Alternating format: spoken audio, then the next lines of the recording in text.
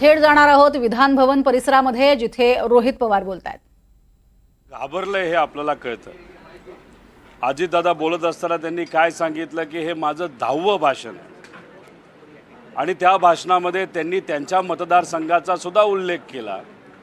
जानाई शिरसाई पुरंदर उपसा योजना जी आदरणीय पवार साहेबांनी 30 वर्षापूर्वी त्या भागाच्या शेतकऱ्यांसाठी आणलेली योजना होती। गेल्या 10 भाषणामध्ये त्यांना वेळ नाही झाला तिथं असणाऱ्या शेतकऱ्यांना न्याय देण्याचा। त्यांनी कदाचित त्या शेतकऱ्यांकडे दुर्लक्ष केलं, कारण का त्यांना माहीत होतं की लोक त्यांना निवडून देतील। पण याच अधिवेशनामध्ये त्यांनी जानाई शिरसाई आणि पुरंदर उपसा योजनेचा उल्लेख केला, कारण पवारसाहेब स्वतः त्याच्यामध्ये आता लक्ष घालून आहेत। साहेबांनी आणली विस्तार जर या सरकारला करता येत नसेल तर मी स्वतः लक्ष घालू असं पवार साहेबांनी सांगितलं। त्यामुळे कुठंतरी दादा घाबरले होते। फडणवीस साहेबांच्या बाबतीत बोलायचं झालं तर गेल्या वेळेस त्यांच्या विधानसभा मतदारसंघातून गडकरी साहेबांना 60,000ची लीड होती, ती कुठंतरी 30,000वर आलेली। त्यामुळे फडणवीस साहेबांच्या मनामध्ये सुद्धा भीती असावी। आणि जे काही बजेट सादर झालं त्याच्यामध्ये आर्थिक प्रोव्हिजन जर बघितलं तर ते प्रोव्हिजन कुठेही त्या ठिकाणी दिसत नाही। खोलात जायचं झालं तर खूप काही खोलात जाता येईल, पण अधिवेशनामध्ये जेव्हा मला संधी दिली जाईल तेव्हा मी बोलेलच। त्यामुळे हे जे बजेट आहे ते खऱ्या अर्थाने लोकशाहीचं प्रतीक आहे असं कुठंतरी वाटतं। या सरकारला जो अहंकार आला होता लोकसभेमध्ये, सामान्य लोकांनी तो मोडून काढला। लोकांना कुठंतरी हे सरकार घाबरले, म्हणून लोकांना आपलंसं करण्यासाठी त्यांनी हे बजेट करण्याचा प्रयत्न त्या ठिकाणी केला आहे। म्हणजे मॅनिफेस्टो असल्यासारखं हे बजेट आहे। त्यामुळे हे सरकार घाबरले सामान्य लोकांना, ही खऱ्या अर्थाने आनंदाची गोष्ट आहे। पण ह्याच्यामध्ये खूप मोठ्या त्रुटी आहेत, त्या खोलात जाऊन अधिवेशनामध्ये आम्ही 100% त्या ठिकाणी मांडू। शरद पवार यांच्याकडे अजित पवार गटाचे काही नगरसेवक भेटायला गेले, स्थानिक शहराध्यक्ष देखील भेटायला गेले। असे अनेक लोक आहेत जे इच्छुक आहेत आदरणीय पवार साहेबांच्या मार्गदर्शनाखाली काम करण्यासाठी। अनेक आमदारकीला इच्छुक असणारे सुद्धा नेते आहेत, नगरसेवक म्हणून लोकांची सेवा करण्यासाठी सुद्धा अनेक इच्छुक आहेत। त्यामुळे हा आकडा येत्या काळामध्ये वाढतच जाईल। घ्यायचं कोणाला, शेवटी हा निर्णय आदरणीय पवार साहेबांचा आणि जयंत पाटील साहेबांचा असणार आहे। अजित पवारांकडून आता विधान परिषदेसाठी शिवाजीराव घरचे आणि राजेश पाटील यांना संधी दिली जाते अशा पद्धतीने संभाजी शिवाजीराव घरचेंच्या बाबतीमध्ये एक प्रामुख्याने आरोप होता मागच्या काही दिवसांमध्ये की त्या डॉक्युमेंटचा विषय होता। ते डॉक्युमेंट कुणीतरी घेऊन गेलं होतं, त्याच्यामध्ये त्यांचं नाव सातत्यानं आपल्या गटाकडून घेतलं जात होतं, कुठंतरी त्याचंच फळ हे म्हणायचं असंच कुठंतरी म्हणावं लागेल। खरं तर अपेक्षा होती की मकरंद पाटलांचे जे बंधू आहेत त्यांना सुद्धा त्या ठिकाणी कुठेतरी शब्द दिला होता, त्यांचं नाव पुढे येतं का काय असं वाटत होतं।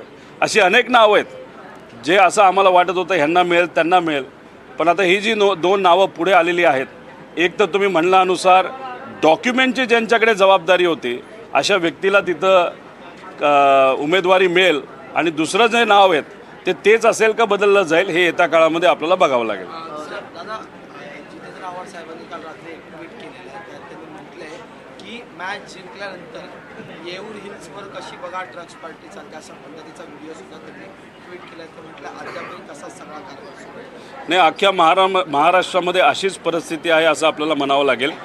पुण्यामध्ये सुद्धा जे युवा वर्ग तिथं ड्रग्सचं सेवन करत होते त्याच्या 50 मीटरवरच पोलिसची चौकी आहे, आणि पोलिसांना काय स्वतः त्यांनी धाड टाकली म्हणून त्यांना कळलं असं नाही। सोशल मीडियावर तो व्हिडिओ आल्यानंतर मग पोलीस प्रशासन तिथं जागं झालं। त्यामुळे ठाण्यात पण ह्या गोष्टी होत असाव्यात। अख्ख्या महाराष्ट्रामध्ये तशा गोष्टी आज होत आहेत।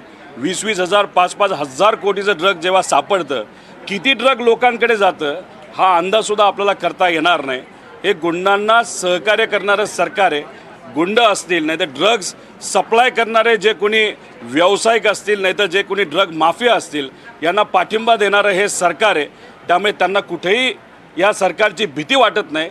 खऱ्या अर्थाने येत्या काळामध्ये महाविकास आघाडी सरकार आल्यानंतर हे जे माफिया लोक आहेत, नाही तर गुंड लोक आहेत, त्यांना खऱ्या अर्थाने कुठंतरी आपल्याला एक धडा शिकवला पाहिजे असं आम्हाला वाटतं। परळीमध्ये एक खून झाला, आपल्या पक्षाचे उपाध्यक्ष बबन गीते यांच्यावर थेट आरोप धनंजय मुंडेंनी केलेला आहे। विधानसभेत त्याच विषयी मांडते घरामध्ये जाऊन गोळीबार करण्यात आला, डोक्यात गोळी मारण्यात आली, एका सरपंचाचा त्यामध्ये मृत्यू झाला.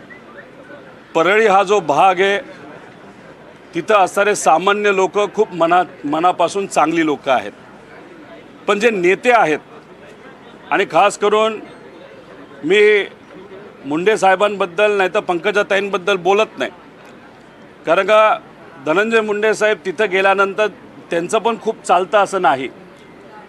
त्यांचे कुठले तरी पदाधिकारी कार्यकर्ते आहेत, ते परळी मतदारसंघ ते स्वतः चालवतात. ती व्यक्ती कोण हे आपल्याला बघावं लागेल. राहिला प्रश्न गीतेंचा, जे आमचे कार्यकर्ते असं ते सांगतात, खरं काय खोटं काय हे आपल्याला बघावं लागेल.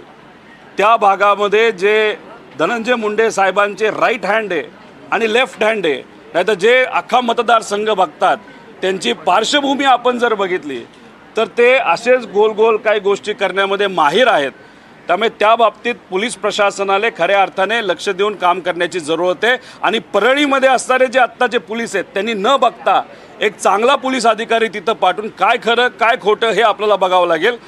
जोपर्यंत खऱ्या गोष्टी पुढे येत नाहीत तोपर्यंत धनुभाऊंनी सांगितलेलं नाव हे खरं आपल्याला ठरवता येणार नाही. कारण तेच बबन गीते ज्यांनी तिथं बूथ ताब्यात ज्या पद्धतीने भाजप घेत होते ते लोकांसमोर पुढं आणलं, त्याच बबन गीतेवर आता एक वेगळं तिथं कुठंतरी नाव घेतलं जाते असं मला वाटतं. नाही तर अडकवण्याचा प्रयत्न बबन गीतेला केला जातोय असं आता तरी वरून वरून वाटतंय. संभाजी राईट भिडेंनी एक हँडचा उल्लेख धक्कादायक केला, तो राईट हँड काल आंदोलनामध्ये देखील बसल्याचं पाहायला मिळालं. काल दिवसभर धरणे आंदोलन पोलीस स्टेशनच्या बाहेर सुरू होतं आणि त्यांचं प्रामुख्याने म्हणणं होतं की बबन गीतेला अटक लगेच झाली पाहिजे. आता कुठंतरी येणाऱ्या विधानसभेमध्ये त्यांना भीती वाटत असावी म्हणून हळूहळू आदरणीय पवारसाहेबांच्या मार्गदर्शनाखाली चालणारे जे कुठले पदाधिकारी कार्यकर्ते आहेत, ज्यांनी लोकशाहीला पाठिंबा दिला, तिथं बूथ ताब्यात घेत असताना त्याचा विरोध करत अधिकाऱ्यांपर्यंत लोकांपर्यंत मीडियापर्यंत तो आवाज नेला, अशा लोकांना आता अडचणीत आणण्याचा प्रयत्न हा केला जाईल.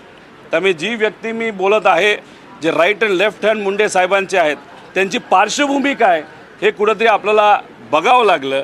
त्याच्याचबरोबर तिथे जे छोटे मोठे व्यावसायिक आहेत, गरीब व्यावसायिक आहेत, त्यांना जाऊन एकदा विचारा की तिथं काय पद्धतीचं राजकारण केलं जातं आणि वसुली कशी केली जाते, याच्यावरनं अंदाज येईल परळीमध्ये काय चाललंय. लोकप्रेमाचे पंकजाताई पण खूप मनापासून लोकांच्या हितासाठी काम करतात. धनुभाऊंबद्दल पण आम्हाला काय बोलायचं नाही, पण तिथं जे सर्व त्यांचे खालचे पदाधिकारी आहेत ते कशा पद्धतीने तिथं वसुली करतात आणि वातावरण काय निर्माण त्यांनी केलं हे तिथं गेल्यावरच आपल्याला कळेल. आपण बघतोय काही लोक पक्षात येण्यासाठी इच्छुक आहेत.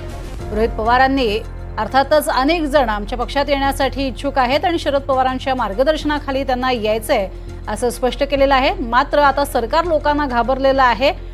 सध्या मांडलेला जो अर्थसंकल्प आहे त्यात अनेक त्रुटी आहेत आणि त्या त्रुटींवर आम्ही आता सभागृहात भाष्य करू असं म्हणत त्यांनी अजित पवारांवर टीका केली आहे, तसंच धनंजय मुंडेंवरही टीका केली आहे.